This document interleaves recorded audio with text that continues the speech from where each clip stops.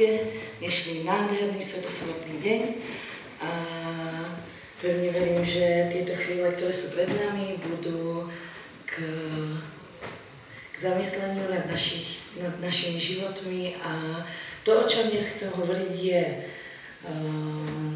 sú dve srdcia a neviem, či už mi teda nabehla plátno, aby ste to videli, aby sme mohli začať. A ale tam to ešte nevidím. Takže budeme hovoriť o dvoch srdciach a budeme začínať príbehom o Noémovi.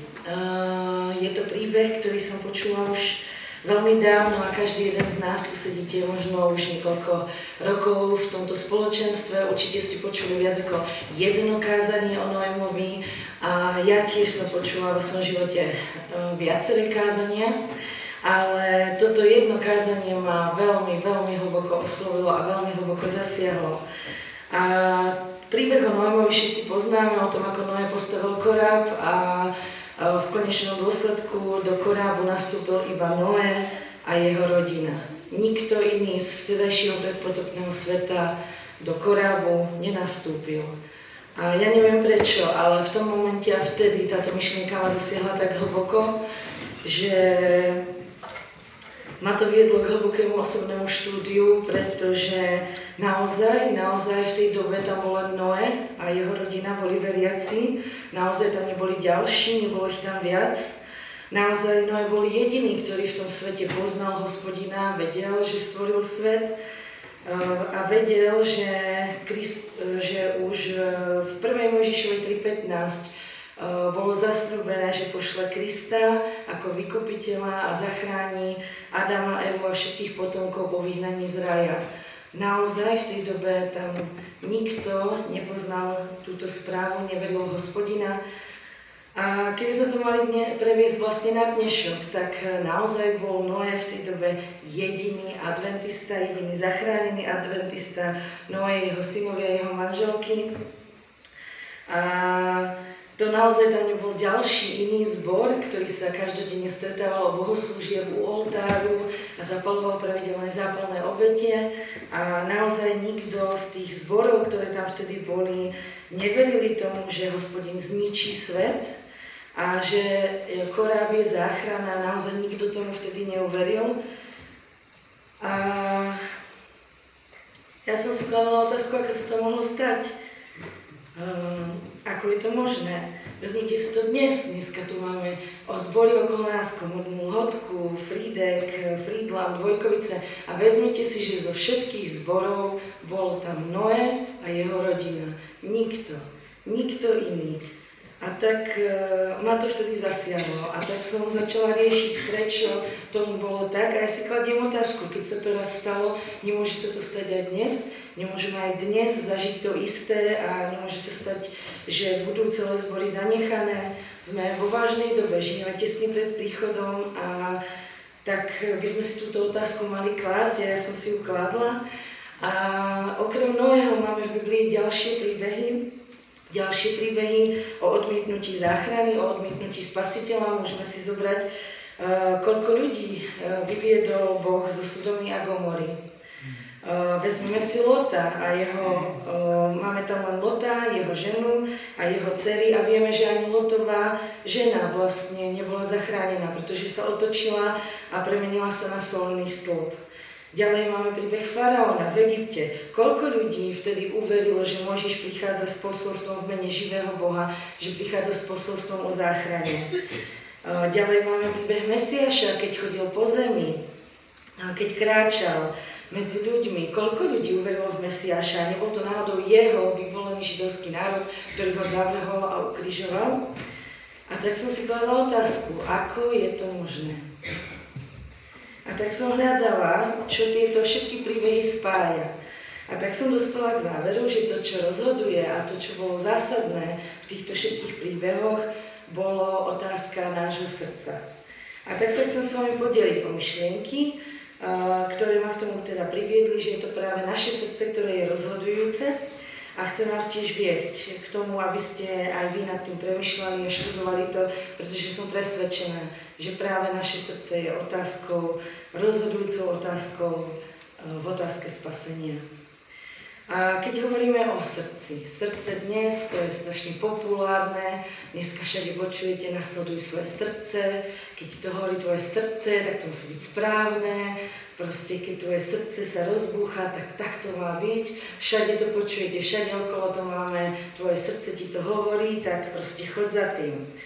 Vidíme to vo filmoch, vidíme to v modernej hudbe a vidíme to dokonca v animovaných rozprávkach pre deti, kde nám nahovárajú, že máme nasledovať svoje srdce. Ale je to dobrý nápad, naozaj, máme nasledovať naše srdce.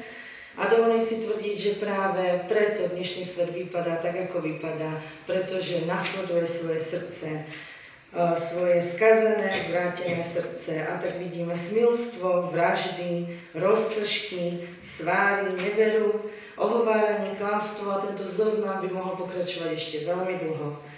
A presne tam nás vedie naše srdce. Pozrieme sa na biblické texty, ktoré teda hovoria o našom srdci a prečo teda nás tamto srdce vedie.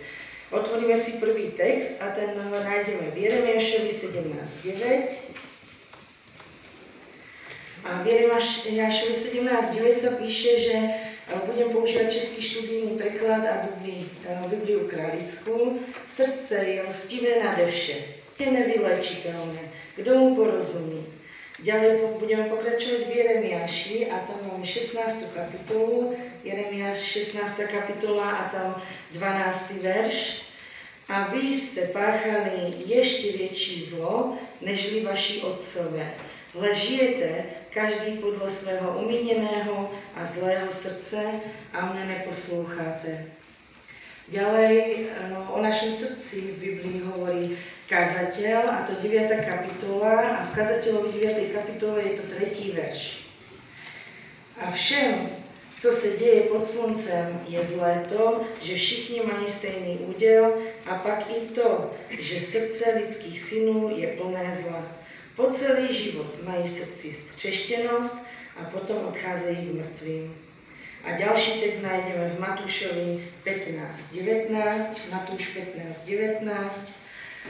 Ze srdce zajisté vycházejí zlá myšlení, vraždy, cizoložstva, smilstva, krádeže, křivá svědectví, rúhání. A čo na to hovorí duch prorocký? Čo hovorí duch prorocký o našom srdci? Satan dobře ví, jaké je lidské srdce. Zná povahové slabiny. Vždyť je s ďábelskou zručností studuje celá tisíciletí. A po celé generace se snažil zničiť nejsilnější muže, knížata v Izraeli, týmž pokušením, jenž mělo takový úspěch v Baal Peor. Takže naozaj, toto je to srdce, ktoré ideme nasledovať, toto je to srdce, za ktorým ideme, za ktorého hlasom ideme kráčať. Biblia nám to hovorí jasne, aké je naše srdce a že sa máme držať na pozore a kam nás naše srdce jedine môže doviesť. Nájdeme to v prísloví 28:26. Príslovie 28, 26. verš. Kto doufá v své srdce, blázen jest. A tak sa vraciam k úvodu a kladiem si otázku, prečo to za Noého tak dopadlo? Nenasledovali náhodou ľudia v Noého dobe svoje srdce, keď sa mu posmievali, pomáhali mu síce stavať kovorák, ale posmievali sa mu. Nešli náhodou ľudia v Sodome a Gomore za túžbami svojho srdca, všetci vieme, ako to vypadalo v Sodome a Gomore. A čo Lotová žena, prečo sa otočilo? Neviedlo ju k otočeniu jej srdce? A čo Faraón? Viedlo to tam k záhube mnohých ľudí, mnohých Egypťanov a neviedlo náhodou k tomu jeho zatvrdelé srdce a pyšné srdce. A čo židovský vyvolaný národ? Prečo zavrhol Mesiáša? A ako sme na tom dnes my? My, ako nás v 1. Petrovej 2. kapitole a 9. verši nazývajú: vy ste však vyvolaný rod, kráľovské kniežstvo, svatý národ, byť získaný do vlastníctví, aby ste hlásali cnosti toho, ktorý vás povolal z tmy do svého podivuhodného svetla. Nazýva nás tu vyvolený rod, kráľovské kňazstvo, svätý národ. Skutočne sme takí, skutočne sme schopní hlásať cnosti toho, ktorý nás povolal do obdivuhodného svetla.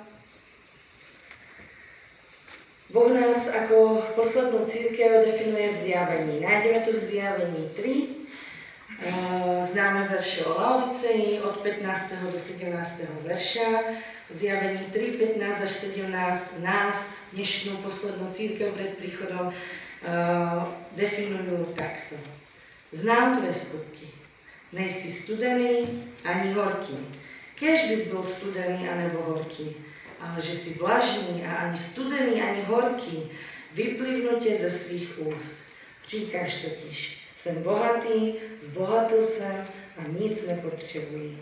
A nevíš, že jsi ubohý a politování hodný, chudý, slepý a nahý. On tam pokračuje a dáva nám aj radu, ako z toho von. Nájdeme to hneď v následujúcom verši, a to v 18.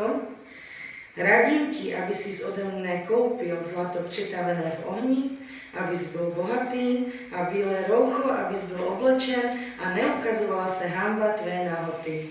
A své oči pomaž mastí, abys viděl. Ale čo spôsobuje, že si to zlato kúpime, že si to rúcho vezmeme, že pôjdeme a pomažeme si oči masťou? Biele rúcho, ako vieme, predstavuje jeho charakter. Je tu priamo pred nami. Boh nám ho ponúka zadarmo. Stačí ho iba prijať vierou. Ale niečo nám v tom bráni. A ja si myslím, že je to znovu naše srdce. Nájdeme si ďalší verš a ten je v Židom 3. kapitole a 12. verš. A tento verš nás tiež vyzýva, aby sme sa zamysleli nad našim srdcom a niečo s tým urobili. Hleďte, bratči, aby snad v niekom z vás nebylo zlé a nevierne srdce. A preto som presvedčená, že otázka srdca je naprosto kľúčová. Ďalší verš v prísloví 4.23 nám to jasne hovorí. Víc než cokoliv jiného, střež své srdce. Víc než cokoliv jiného, je to najdôležitejšie. Pozrieme sa teda na to, o akom srdci Biblia hovorí. Biblia popisuje dva druhy srdc. Srdce kamenné a srdce mesité. Čítame to v Ezechielovi, nájdeme to v Ezechielovi a to v 11. kapitole a 19. verši. Odstránim z ich tela srdce kamenné a dám im srdce masité. A o tom by som dnes chcela hovoriť. Rozoberieme si každé to jedno srdce zvlášť. Začneme tým zlým. K čomu nás vedie to kamenné srdce, s ktorým sa každý z nás rodíme? Videli sme to v úvodných textoch. A nájdeme to v celej Biblii. Vedie nás to k zlu, to nájdeme v Kazateľovi. Vedie nás to k nadutosti, čítame o tom v Žalme 101. Vedie nás to k žiadostivosti sveta, o tom čítame v Kazateľovi 3. kapitole. Vedie nás to k lži, o tom čítame v Jeremiášovi. Vedie nás to k vraždám, cudzoložstvu, smilstvu, krádeži, krivému svedectvu a rúhaniu. To všetko popisuje Matúš 15. kapitola. A Biblia to hovorí jasne. V ďalšom texte, a to je príslovie 28.26. Kdo doufá v své srdce, blázen jest. A Kazateľ 11.9 to doplňa. Choď cestami svého srdce a zatím, co vidí tvé oči, ale vies, že za všechny tyto věci tě Bůh přivede k soudu. Je to tam úplne jasne, čierne na bielom. Choď cestami svého srdce, přivede tě to k soudu. Přivede tě to k věčné smrti. Potrebujeme nutne nové srdce. Nutne každý jeden z nás musí absolvovať transplantáciu srdca. V našom kamenitom srdci totiž to nie je nič iného ako zlé myšlienky.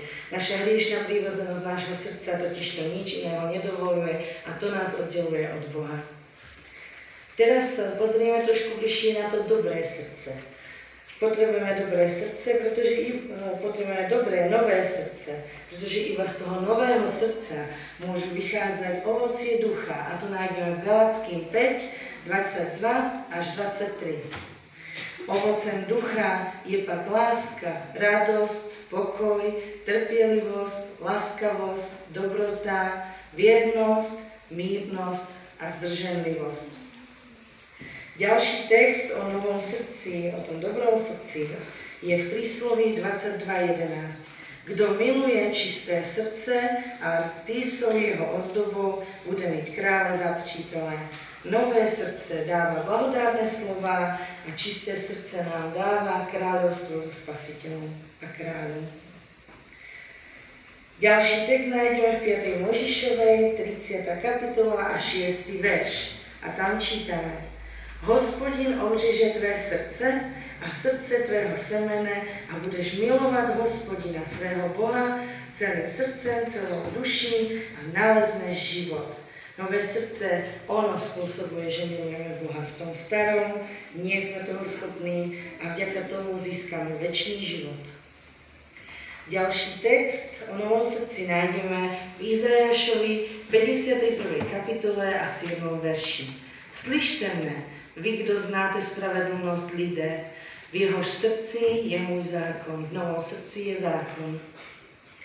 A posledný text je Ezechiel, 11. kapitola, od 19. do 20. verša. Dám im srdce masité, aby žili podľa mých ustanovení, zachovávali ma nařízení a plnili je. I budou mým lidem a ja budu jejich Bohem. S tým novým srdcom mesitým, žijeme podľa jeho vôle a stávame sa jeho deťmi. Čo o tom hovorí duch prorocký? O novom srdci Ellen Whiteová doplňuje. Bylo-li srdce obnoveno duchem Božím, podá o tom svedectví sám život. Změna se projeví v povaze, ve zvicích, v jednání. Ukáže se jasný nápadný rozdíl mezi tím, jaké byly dříve a jaké jsou nyní. Povaha sa neprojevuje příležitostnými dobrými skutky nebo občasnými zlými činy. Nýbrž každodenným projevem a jednáním. Sme-li Kristovi, upínají sa naše myšlenky k nemu a k nemu směřují i naše city. Všechno, co máme a co jsme, je zasvěceno jemu. Toužíme být podle jeho obrazu, projevovat jeho ducha, konat jeho vůli a ve všem se mu líbit.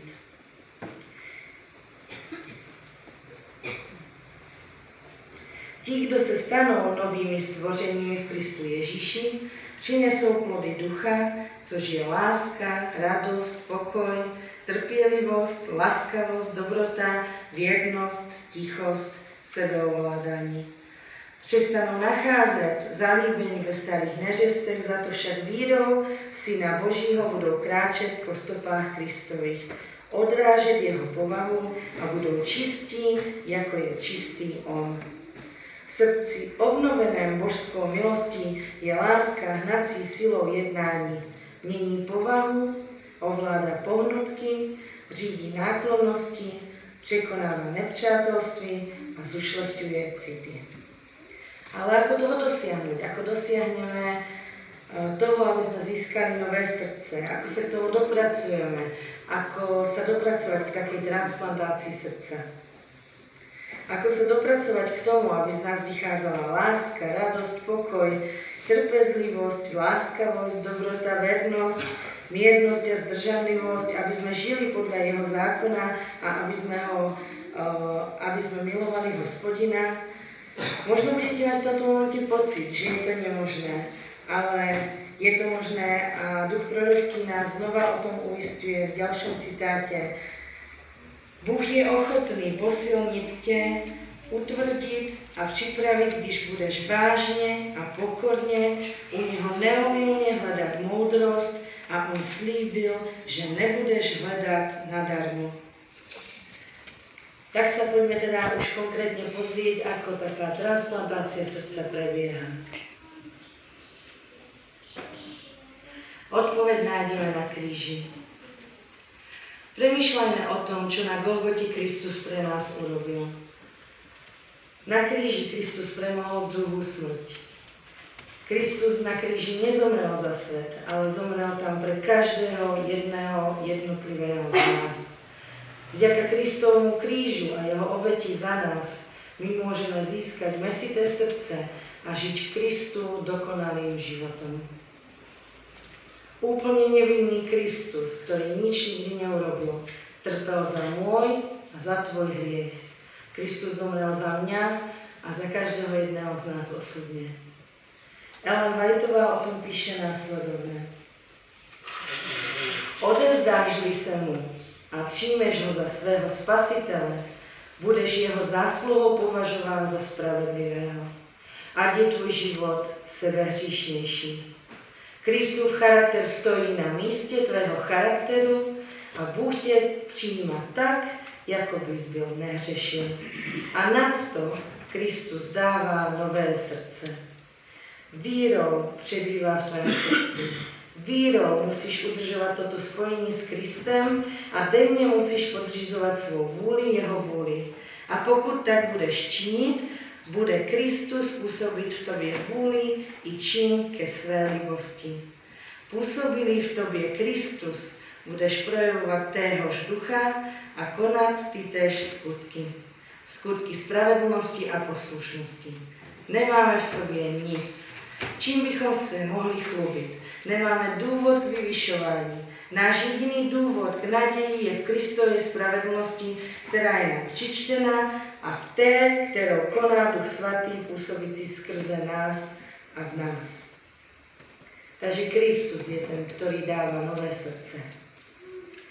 Náš Spasiteľ je ten, ktorý spôsobuje premenu nášho srdca. Nájdeme si Galackým 5. kapitolu a 24. verš a tu nájdeme, že ti, kdo patří Kristu, tí, ktorí majú nové srdce, ukřižovali svou telesnosť s jejími vášňami a sklony. Vierou a len vierou sa vďaka Kristovmu krížu môžeme zbaviť nášho kamenného srdca a získať nové srdce. Nechaj pôsobiť Ducha Svätého na tvoje srdce. Vystavuj sa mu denne. Vierou denne udržuj s Kristom živé spojenie. A čo získame tým novým srdcom? Kam nás nové srdce povedie? Čítame o tom v 2. Korinským 5. verši a 17. kapitole. Kdo je v Kristu, je nové stvoření. A vďaka tomu, že máme nové srdce a sme nové stvorenie, sa v Kristu stávame deťmi Božími. A to čítame v 1. Jánovej 3. kapitole 1. verši. Pohľaďte, jakou láskou nás Otec zahrnul. Smíme sa nazývať deťmi Božími. Vďaka Kristovej obeti sme deťmi Božími, keď vierou príjmeme jeho obeť. A ako jeho deťmi, z toho vyplýva, že sme aj dedičmi večného života. Píše o tom Rímanom 8. kapitola a tam 17. verš. Aj sme-li jeho deťmi, pak sme i dedicové.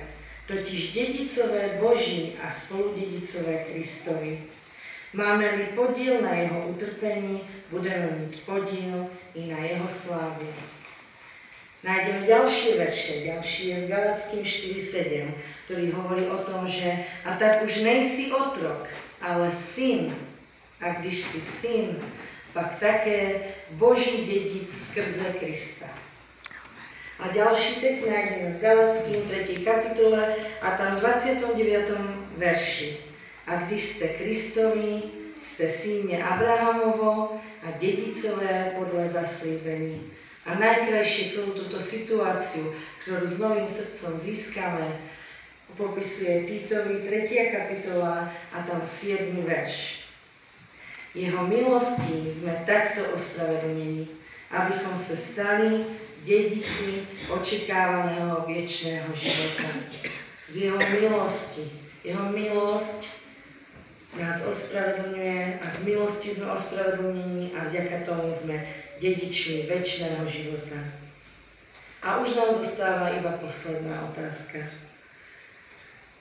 Ako nám Boh môže ukázať, že potrebujeme nové srdce? Ako uvidíme v našom živote?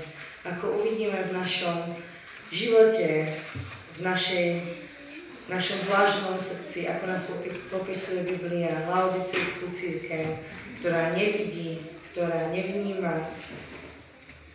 Ako nám Boh môže ukázať, že potrebujeme nutne nové srdce, ako to môžeme vidieť, ako sa ukáže, že naše činy vychádzajú ešte z toho starého kamenného srdca. Prežívate v živote nejaké ťažkosti, prežívate nejaké zdravotné problémy, úzkosti, prežívate stratu, ktorá vás vedie k tomu, že sa nedokážete zo života radovať. Každý z nás má v sebe taký ten bod, do ktorého keď niekto udrie, zrazu z vás vychádzajú slová, ktoré by ste nepovedali, zrazu zdvíha sa hlas, tón, ktorým hovoríte. Niekedy sa až čudujete, čo z vás vychádza, a že vôbec ste toho schopní a každý z nás má ten bod niekde inde a je to niečo iné, čo vás vytáča a všetci tí, čo ste tu cholerici ako ja, veľmi dobre viete, že tomu není treba veľmi veľa a zrazu z vás vychádzajú len veľmi negatívne emócie a zrazu sa z vás nestáva už nie ste svetlom sveta a už nie ste soľou tejto zeme, ale ste len úbohý, slepý a nahý. Všetky tieto ťažkosti a utrpenia nás vedú k Bohu. Majú nás viesť k otázkam, majú nás viesť k reflexii vlastného života, majú nás viesť k reflexii vzťahu s Kristom. V dobe mieru nikto Spasiteľa nehľadá. Ale v dobe ťažkostí, nech je to čokoľvek, hľadáme Spasiteľa. A my si musíme uvedomiť, že bez Krista nemáme absolútne žiadnu šancu, pretože odplatou za hriech je smrť. A v našom starom ja, v našom starom srdci, v našom kamennom srdci nemáme žiadnu šancu. A tak nechcem zľahčovať to, čo prežívate. Mnohí z nás určite vieme, že máme vo svojom strede ľudí, ktorí majú veľké zdravotné problémy a prežívajú obrovské ťažkosti, obrovské rodinné tragédie a straty. Ale Boh nám nejakým spôsobom musí ukázať, ako na tom v našom srdci sme. Pretože Laodicejská cirkev to má problém vidieť. A tak ďakujte Bohu za všetky tieto príležitosti, za každú jednu situáciu vo vašom živote, kedy z vás nejde láskavosť, kedy nie ste trpezliví ani pokojní, kedy nie ste mierni, ani zdržanliví, ani dobrotiví. Všetky tieto situácie vám môžu ukázať a ukazujú, aké srdce v sebe máte. Každá jedna takáto situácia nás musí viesť späť ku krížu a k výmene nášho starého srdca za nové. Vďaka Kristovmu krížu a len vďaka nemu môžeme postupne s Božou pomocou umrtvovať náš starý život, až v nás z neho už nezostane ani kúsok a budeme schopní plne odzrkadľovať Kristov dokonalý charakter. A tak teraz každý jeden z nás si môže povedať, že už v novom srdci už to nebude, môžem mať ja ako Laodicejská cirkev, môžem mať jeho šat, môžem mať jeho očnú masť, môžem mať zlato a s novým srdcom už ja nie som úbohá, už nie som poľutovania hodná, už nie som chudobná, už nie som slepá a už nie som ani nahá. Len s novým srdcom ja môžem byť a som vyvolená, som kráľovské kňazstvo a svätý národ. Som ľud získaný do vlastníctva a som tu na to, aby som hlásala cnosti toho, ktorý nás povolal z tmy. Na záver vám chcem všetkým iba popriať to, čo sa píše v Matúšovi 25. kapitole v 34. verši. A prajem nám, aby sme všetci pri druhom skorom príchode nášho Spasiteľa počuli tieto slova. Poďte, vy požehnaní mého Otce, přijměte za dedičství kráľovství, ktoré je pro vás pripravené od stvoření sveta. A aké je tvoje srdce? Je kamenné alebo mesité?